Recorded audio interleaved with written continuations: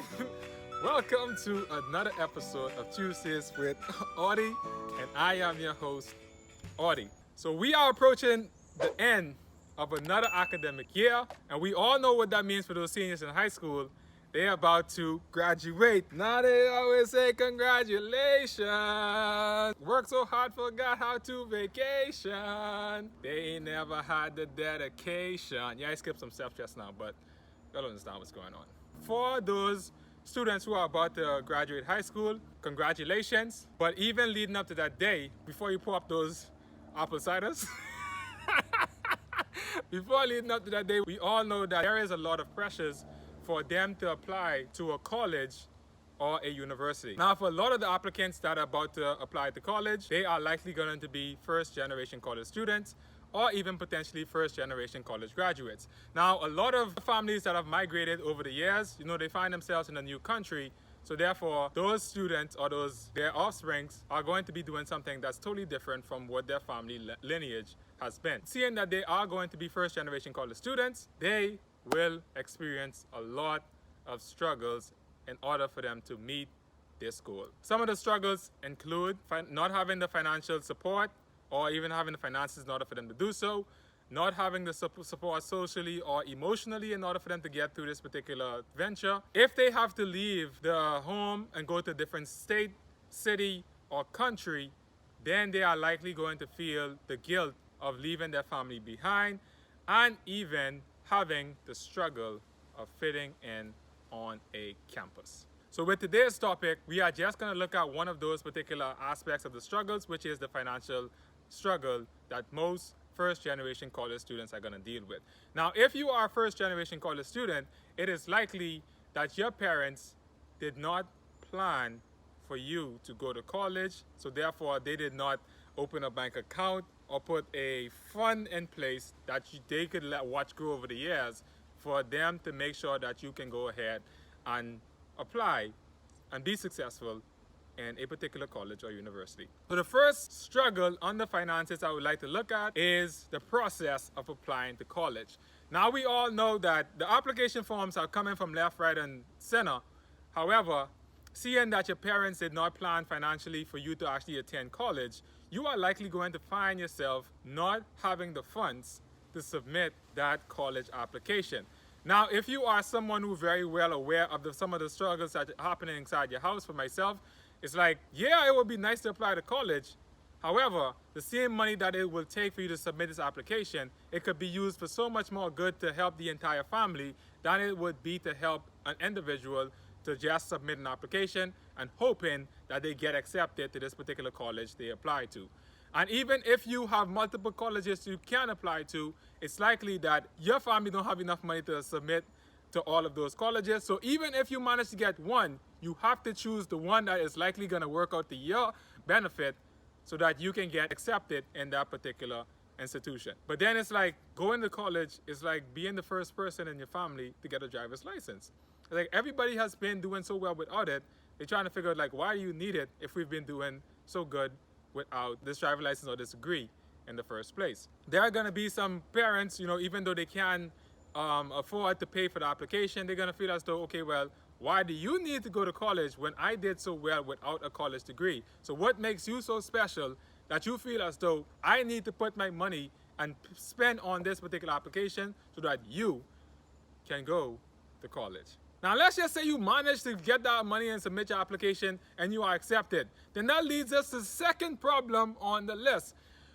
If you don't get a scholarship, then you don't get to go to college, period. So the scholarship avenue is the only likely way that you are going to be able to afford going to college and getting a degree in order for you to meet this first generation college student status. It's likely that since you are going to get a scholarship, you are going to be limited to what your school knows in terms of scholarship opportunities that are available for you. And the funny thing is that even though they are telling you all of this, every other school is likely telling their students the same thing, that these are the scholarship opportunities that are available. So therefore, this creates an oversaturation and even competition for everybody to be fighting for the same funding. So what makes you so special that even though you are accepted or are able to submit this application, that you are going to get this scholarship in order for you to fund going to college? Let's just say you do get a scholarship and now you have your acceptance letter and you are finally ready for graduation and the new semester that's about to dawn upon you, which is going to be in the fall of 2021. The third struggle that you are going to face is staying in college. The scholarship is wonderful in terms of helping you pay your college fees. However, what about all those basic fees that you will have to deal with? And let's just say you are one of those people who actually do end up staying within the same state, the same city, and living at home.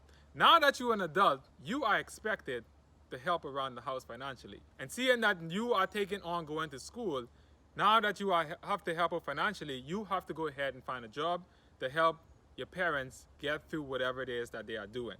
Yes, it all sounds good that, in the next 4 years or however long it takes you for you to get the degree, you will likely get a job that's going to help. But during those 4 years, the financial problems at home don't just go away and just wait for you to get your job and then they just reappear. During the entire process, they are going to be there. So now that you find yourself needing to get a job to help at home, you find yourself not having enough time, but you are on a scholarship. So therefore, you're working part-time, not having enough time for you to study. You have to go ahead and isolate what it is that you're doing at school, isolate the problems that are at home, but then try to figure out how not to actually let any one of those problems at school and at home interfere with each other. Because if your grades drop, then it's likely you're going to lose your scholarship. So if your grades drop, you lose your scholarship, then bye-bye college. And I'll see you again in my dreams. Sorry, that wasn't supposed to come out like that. But it's a reality. If you are struggling financially, it seems as though there is this entire cycle of running around in circle that you are trying to chase. It's like you miss the grade, you lose your scholarship, it's no more school. Your grades are going to affect whether or not you can apply to another scholarship, so therefore your grades are already bad, there's no more scholarship offers. So what is it that you do? You drop out and do what's the next best thing. So this is why being a first-generation college student is one of the hardest and most difficult things for you to do, since it's likely that your parents didn't plan for you to actually go and pursue this college education. So in conclusion, a college education is one of the best experiences that I had personally, and due to that, I would also like to tell you is that it was one of the most difficult times in my life, seeing that my mom, she's a single mother, did not necessarily plan for me to go to college. Yes, there are some parents who are planning for their kids to go to school, but the financial strain that they necessarily plan for, I don't feel as though they are very well aware of how much is going to be a strain financially. So yes, I'm not saying that there are not some first-generation college students that won't have the financial support, but the majority, I feel as though, are going to not have that financial safety that they need in order for them to survive in this particular avenue.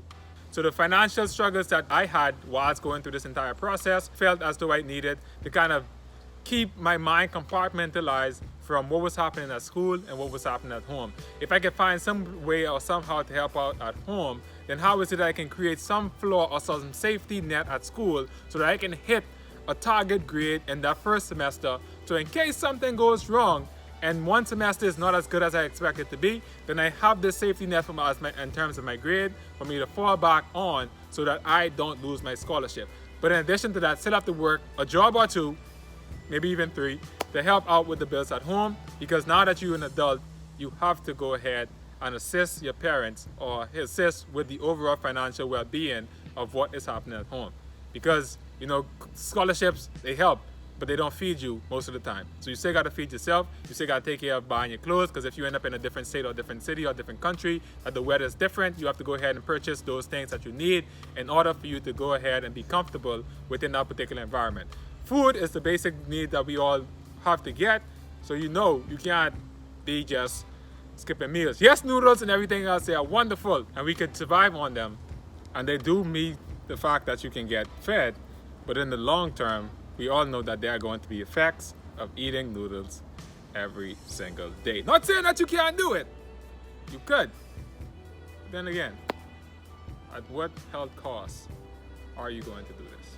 So with that said, Thank you all for tuning in to another episode of Tuesdays with Audie. Go ahead and hit that like button. Don't forget to subscribe. See you guys next week as I potentially try to continue on this topic and we look at one of another section of the struggles of being a first generation college student. Peace, love, and enjoyment. Deuces, I'm Audie. See y'all guys next week.